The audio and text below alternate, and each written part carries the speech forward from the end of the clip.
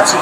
আল্লাহ বলেছেন আতিউল্লাহ, তোমরা আতাআত করো, অনুসরণ করো আল্লাহ, ওয়া আতিউর রাসূল, তোমরা রাসূলের আতাআত করো, ওয়া উলিল আমরি মিনকুম, এবং আউলিয়া কিরামের আতাআত করো। ঠিক কি ঠিক?